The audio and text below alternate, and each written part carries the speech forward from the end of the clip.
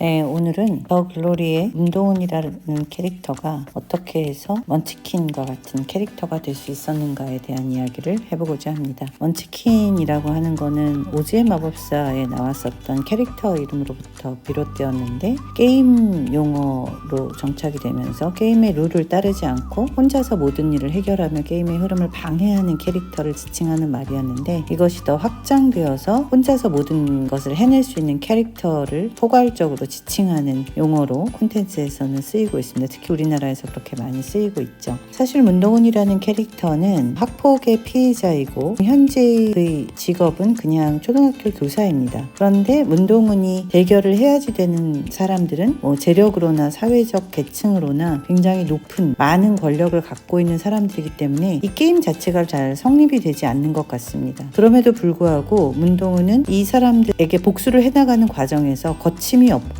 마치 모든 상황을 컨트롤할 수 있는 먼치킨과 같은 모습을 보여주고 있는데요. 이게 어떻게 가능했을까라는 이야기를 해보고자 합니다. 먼저 먼치킨이 되는 주인공들을 선호하는 최근의 경향에 대한 전반적인 이야기를 살짝 해보고자 하는데요. 기본적으로 이야기에 있어서 주인공들은 언더독으로부터 시작해서 본인이 이루고자 하는 목표점에 도달하여 클라이막스에서 주제를 증명하는 이러한 플롯을 거치게 됩니다. 그러니까 이 언더독의 시간 동안에 주인공은 많은 고난을 겪게 되고 탄압도 받고 많은 것을 뺏기면서 이 안에서 응축의 시간들, 인고의 시간들을 겪게 됩니다. 에너지도 응축하고 그의 능력도 쌓게 되고, 이것을 견딘 언더독이 비로소 복수를 시작한다거나 자신이 원하는 것을 이루어가기 시작할 때 이 구간에서 사이다가 제공이 되면서 카타르시스를 느끼는, 이것이 전통적인 고전적인 플롯이라고 할 수 있는 거죠. 그런데 점점 더 콘텐츠 수용자들이 이 시간을 견디는 것을 굉장히 힘들어합니다. 여기에서 주인공에게 감정이입을 해서 함께 고난을 겪는 것을 원하지 않는다는 것이죠. 그런데 주인공이 되기 위해선 사실 이 구간이 필수적이란 말이에요. 그래서 이것을 간단하게 해결하는 방식으로 최근에 한국 콘텐츠가 즐겨 차용하는 방식은 환생 혹은 2회차 인생, 이런 다른 사람의 인생으로 들어가는 방식을 취하는 겁니다. 근데 이 시간을 굉장히 짧게 만드는 거죠. 초압축을 해서 보통의 일반적인 서사가 가져야지 되는 것보다 아주 짧은 시간 이것을 보여줍니다. 그리고 인생이 끝납니다. 2회차 인생은 여기서부터 시작을 하는 거죠. 그러니까 이 기억을 고스란히 갖고 왔기 때문에 이 인생은 주인공으로서 마땅히 가져야 할 응축된 에너지를 갖고 있고 인고의 세월을 지났으며 그가 쌓아야 할 능력도 다 갖고 있습니다. 하지만 진짜 그 주인공은 아닌 거죠. 독자나 시청자들은 나의 주인공이 이만한 대가를 치러서 주인공다운 자격을 갖추고 있기는 하지만 나의 주인공은 오로지 복수에 성공하고 계속해서 원하는 것을 얻어가는 그러한 주인공이 되도록, 그래서 그 주인공에게 내가 마음을 실어주어서 함께 상승의 곡선을 타는 것에 편안한 즐거움을 누리게 된다는 것입니다. 이것이 보통 요즘에 한국 콘텐츠가 즐겨 사용하는 방식인 거죠. 그냥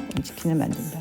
또 하나 헐리우드에서 아주 즐겨 차용하는 방식은 우주로부터 혹은 신화로부터 이렇게 주인공에게 수한 능력이 주어졌다. 그래서 그냥 얘는 원래부터 히어로야 하는 방식으로 가져가는 거죠. 이 부분은 이 응축과 인고가 없기 때문에 사실 감정이입을 하기가 쉽지 않은 거죠. 그냥 오락거리로서 소모될 수는 있으나 감정이입을 할 수는 없습니다. 이런 방식이 있는데 더 글로리라고 하는 작품은 환생이라든가 전생을 쓰지 않고 철저하게 현실적인 이야기를 갖고 있단 말이에요. 이 현실적인 상황에서 감정적으로는 응축되어 있을지 모르겠지만 능력을 갖추기가 어려울 것 같은 환경에 있는 주인공이 어떻게 이렇게 막강한 적대자들에게 적절한 사적 복수, 정말 사이다를 제공해 줄 수 있는 그런 능력을 발휘한 것처럼 보이는가. 이거는 플롯을 가지고 교묘하게 이 방식을 쓴 건데요. 즉 문도훈이 어떠한 문제를 만나게 됩니다. 그러면 문도훈에게는 이미 이것에 대한 해결 카드를 갖고 있습니다. 혹은 문제를 만나기 전에 복수는 시작되었고 그 복수는 굉장히 통렬하게 진행이 됩니다. 어떻게? 사실 과거에 그녀는 이러한 일들을 갖기 위해서, 이러한 해결 카드를 갖기 위해서 충분한 대가를 치렀고 많은 노력을 기울였습니다. 이거를 보여주지 않는 거죠. 이 부분을 감추고 이야기를 일단 진행을 시킵니다. 예를 들면 이런 방식이죠. 그녀는 복수를 위해서 연진의 딸이 입학한 세명초등학교라고 하는 곳에 교사로 들어가는 것이 굉장히 중요한 카드입니다. 어떻게 일개 교사가 자기가 원하는 학교에 교사로 들어갈 수 있겠어요. 그래서 그녀는 세명초등학교의 이사장에게 어떤 약점이 없는가를 오랫동안 추적을 해왔죠. 그래서 이사장이 운전기사와 동성애적 관계를 갖고 있다는 개인적인 약점을 파악해냅니다. 이 과정에서 이사장을 감시하는 동안에 이모님을 만나게 되기도 하고, 여기에서 상당히 많은 시간 노력을 한 거죠. 쓰레기통을 뒤지기도 하고 대가를 충분히 치렀습니다. 하지만 사람들은 그녀가 원하는 때에 원하는 곳에 딱 들어간 모습을 먼저 봤기 때문에 이 과정에서 주인공이 치러야 했었던 인고와 응축의 시간들은 나중에 설명적으로 들어왔을 뿐 여기를 함께 겪자고 하지 않습니다. 시간을 재단하여 플롯을 뒤바꾸는 방식으로 해서 마치 주인공이 먼치킨인 것과 같은 착각을 하게 만든다는 거죠. 또 하나의 예를 들어볼까요? 주인공이 세명초등학교에 들어가서 만나게 된 선배 교사가 있습니다. 이 선배 교사는 문동은을 핍박합니다. 그리고 이유 없이 굉장히 싫어하면서 뭔가 일을 몰아주고 내쫓으려고 하고 위기 상황까지 몰아갑니다. 그때 문동은은 이 선배 교사가 사실은 변태적인 취향을 갖고 있는, 그냥 변태죠. 그가 변태라는 것을 물증을 가지고 자신의 손을 더럽히지 않고 그것을 해결해 줄 수 있는 전재준에게 이 물증을 건네줘서 전재준이 선배 교사를 쫓아낼 수 있도록 만듭니다. 그러니까 결정적인 위기의 요 타이밍에 문동은에게는 이미 그 카드가 있었다는 거죠. 어떻게? 사실 알고 보았더니 그의 동료 교사가 문동은이 이 일을 해줄 수 있을 것이다. 그의 변태적인 행위를 못마땅히 했지만 학년 주임 교사에게 데릴 수 없어서 문동은이 그 일을 대신 해줬으면 좋겠다는 생각에 이 카드를 건네주었다는 거죠. 그런데 이 얘기는 나중에 슬쩍 보여줍니다. 그러니까 이 장면이 보여지는 순간에는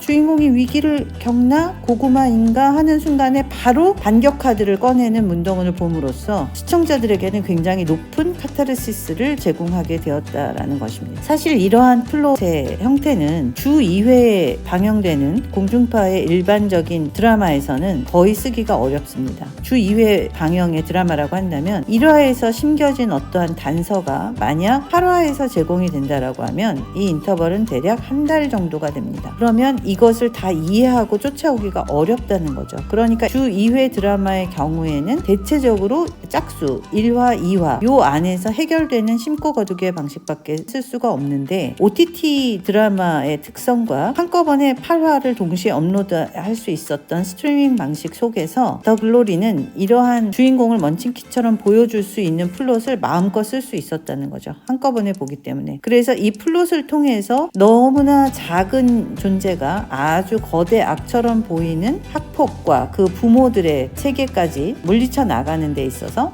무리 없을 만큼 많은 다양한 카드들을 가지고 이 전쟁을 시작했다. 그리고 그녀는 마침내 이겼다라고 하는 것을 보여줄 수 있었다는 거죠. 드라마가 방영되는 방식, 시청자가 최근에 주인공에게 기대하는 바, 이런 부분들을 굉장히 영리하게 플롯을 활용함으로써 잘 구현해낸 수준 높은 드라마라고 할 수 있겠습니다. 오늘은 여기까지 하겠습니다. 감사합니다.